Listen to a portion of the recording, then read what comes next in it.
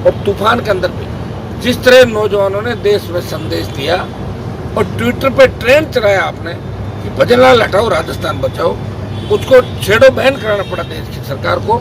जितनी राजस्थान सरकार की बदनामी देश के अंदर हुई है, दिल्ली के तमाम नेताओं को पता लग गया कि भजनलाल सरकार सबसे भ्रष्ट सरकार है और मुख्यमंत्री और इसके आसपास के लोग रिश्तेदार सारे जमीनों पे कब्जे करने के अंदर लगे हुए। सारे डिस्प्यूट लैंड इनके परिजनों ने, रिश्तेदारों ने खरीद ली और रातों रात उनको सल्टा रहे। तभी तो भजनलाल जी घेवर लेके दिल्ली में घूमते दिखे आपको। ये हमारे संघर्ष का ही परिणाम है कि भजनलाल को 2 क्विंटल घेवर लेके दिल्ली जाना पड़ा उन नेताओं का मुंह मीठा कराने के लिए। साहब तीज के घेवर है, गाय के घी के बने हुए ताजा है, आप खाओगे ताकि सोचोगे सीएम की कुर्सी बच जाए। लेकिन मैं आपको विश्वास दिलाता हूँ भजनलाल लंबे समय तक राजस्थान के मुख्यमंत्री नहीं रहेंगे। अगर भारतीय जनता पार्टी को खत्म होना है तो भजनलाल को राजस्थान का मुख्यमंत्री रखेगी।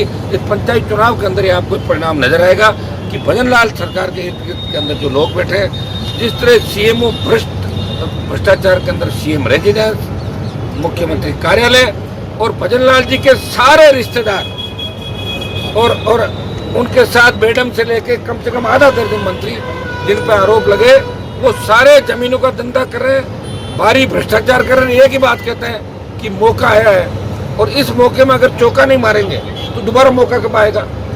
और एसआई भर्ती और आरपीएससी जिसके पुनर्गठन की मांग कर रहे हैं, ये भारतीय जनता पार्टी के नेताओं ने, मोदी, अमित शाह, नड्डा जी और चाहे दूसरे लोग थे, वो जब ये चुनाव के अंदर आए 23 में उन्होंने बात की थी कि अगर हमारी सरकार बनी तो एसआई भर्ती हम रद्द करेंगे, जिसमें 859 थानेदार नए ट्रेनिंग कर रहे थे और आरपीएससी का पुनर्गठन करेंगे।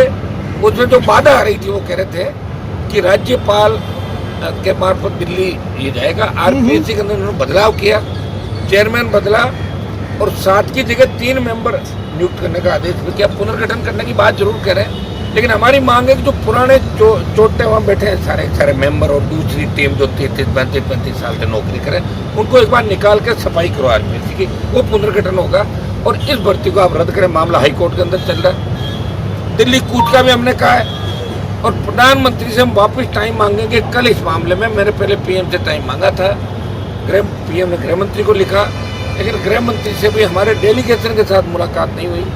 मैं चाहता था कि एसआई भर्ती रद्द कराने को लेकर जो डेलीगेशन हमने किया, वो डेलीगेशन के साथ प्राइम मिनिस्टर से या गृह मंत्री से मुलाकात हो। कल हम इस मामले में पूरी कोशिश दोबारा करेंगे, फिर इस मामले को और मजबूत तरीके से लोकसभा के अंदर हम उठाएंगे।